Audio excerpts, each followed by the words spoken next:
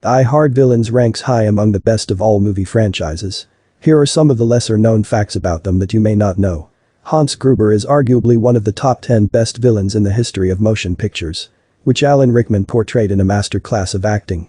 As great and formidable as Rickman is, it was surprisingly the first film role given to him. Rickman was cast after producer Joel Silver saw him during a Broadway run of Les Liaisons Dangereuses. A scene where Hans pretended to be hostage Bill Clay was not in the script.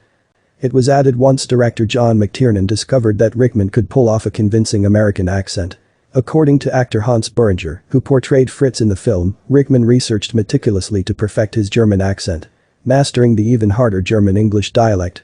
One scene, however, was not the product of Alan's skill set. A green screen was used for the scene of Gruber's drop death. Rickman was to be dropped 70 feet, which is not bad for a movie stunt. However, he was let go sooner than expected, causing the shocked look of fear on Gruber's face to be the genuine shocked look on Rickman's face.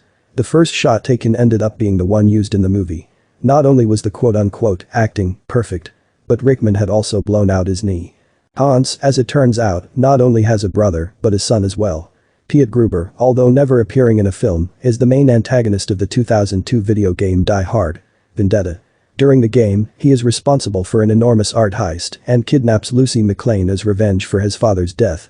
For Last Action Hero, Hans Gruber was the inspiration behind Charles Dance as Benedict, a conscious effort to mirror what that character had done for Die Hard.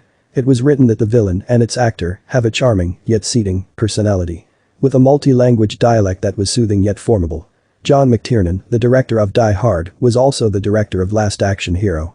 Benedict and Gruber had similar scene and dialogue setups. Charles Dance had even grown a beard which was brush cut and refined much like Gruber's. For Die Hard 2, you had two equal villains. Colonel William Stewart was played by Bill Sadler. Many do not know that he is a great musician too. Playing a variety of stringed instruments, he found hometown success at Orchard Park High School. Before Steve Martin did it, Bill had a character, Banjo Bill Sadler, a banjo-playing singer who cracked jokes while playing. Franco Nero, who played General Ramon Esperanza, was a very successful Italian movie star. Most often he played the very handsome hunks and good guys. Silver got the idea to cast him after he saw movie posters of Nero hanging in the office of their mutual accountant. Nero did not want the role, as playing a villain was not high on his to-do list. He also did not like the script, and on top of all that, he was committed to do the film Breath of Life. Finally, Silver adapted the script more to Nero's taste. He also had to schedule Nero's scenes in such a way that the actor could do both films. In the final fight, it was to have been John battling Nero and Stewart. With a change in schedule came the change into just having Stewart. Most folks recognize the pre-T2 Robert Patrick, but many overlook a young Mark Boone Jr. as Shockley, who would gain his biggest fame during 7 seasons as Bobby Elvis on Sons of Anarchy. We also can't forget Spawn and Land of the Dead's John Leguizamo, as well as Meat from the Porky's franchise. As Forrest Gump once said, it must be hard being brothers. For Die Hard with a Vengeance, Jeremy Irons was given the duty to play Simon, the brother of the late Hans Gruber. Out of all the Die Hard villains, Jeremy has the largest body of work, having played in basically every play based off Shakespeare. Outside of Die Hard, Jeremy is most known for his roles in The Man in the Iron Mask, one of the best voices to ever grace a Disney film in The Lion King. And more recently he plays Alfred to Ben Affleck's Batman. There have been studies as to who are the greatest voices. The brothers, or to be more accurate, their actors, were found to top that list. The University of Sheffield's professor of the history of linguistics, Andrew Lynn, who conducted the research, ran tests on the combinations of tone, frequency, intonation, and speed. Alan came in first with Jeremy running a close second. Michael Gambon, Dame Judi Dench and Mariella Frostrup rounded out the top 5. Sam Phillips, who portrayed Katya, is actually a singer by trade. She has released 2 critically acclaimed albums, and she has also composed scores for television shows such as Gilmore Girls. Thomas Gabriel is the perfect new age villain for John McClane.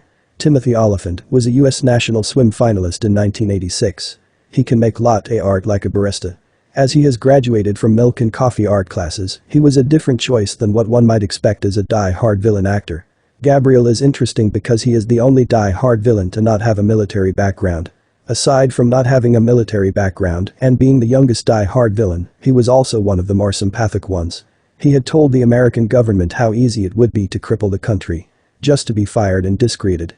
He tried to be the hero. Something like that would drive a man insane. Mai Lin is the perfect number 2 for Thomas Gabriel. She serves as the villain that John McClane kills, which in turn sets up the need for personal vengeance by another villain. Carl wanted John's head for killing his brother Tony. Simon wanted John's head for killing his brother.